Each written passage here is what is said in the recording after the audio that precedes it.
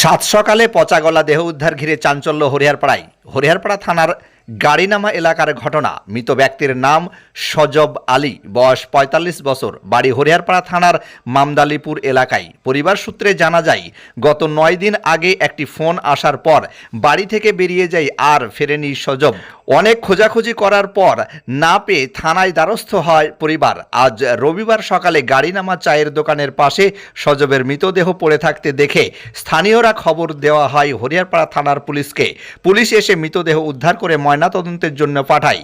এই রহস্যজনক মৃত্যু ঘিরে ধন্দে পরিবার। কিভাবে ঘটল, কেনই বা ঘটল, তার তদন্ত শুরু করেছে হরিহরপাড়া থানার পুলিশ। ব্যুরো রিপোর্ট, দমকল MKTV।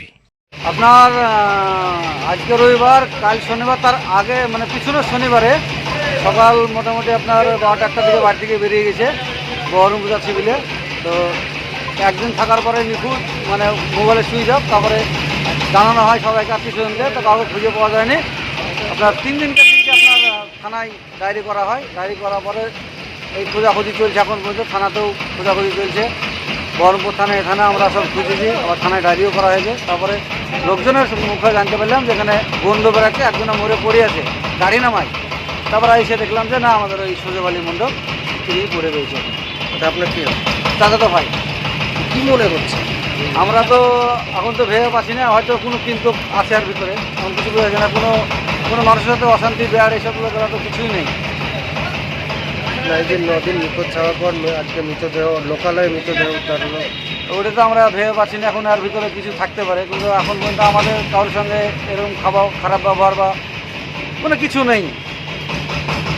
কেউ ফোন টোন করে ডেকেছিল? না, ফোন পকেটেই ছিল, সুইচ অফ, সেই দিকে সুইচ অফ। কেন যেদিন বেরিয়েছিল বাড়ি থেকে কেউ কেউ হ্যাঁ, সেইকে ফোনে কথা হয়েছে, ফোনে কথা হয়েছে। আমি বহরমপুর আছি, এই কথাটাই বলি।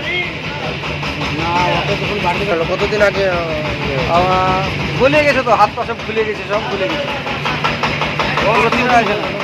এগুলোটাই ভুলে গেছে, হাতের কবজা টবজা, হাত পা সব ভুলে গেছে। করতেন উনি? ওনার গাড়ি আছে, গাড়ি ব্যবসা করে। গাড়ি ব্যবসাকে কোনো সূত্রতা বা কিছু? না, ওগুলো তো আমাদের নাই বলে মনে হয়। এগুলো গাড়ি ব্যবসা তো আমরা করি, ওগুলো তো নাই। কি করছো? আপনার নাম? আলমগীর শেখ।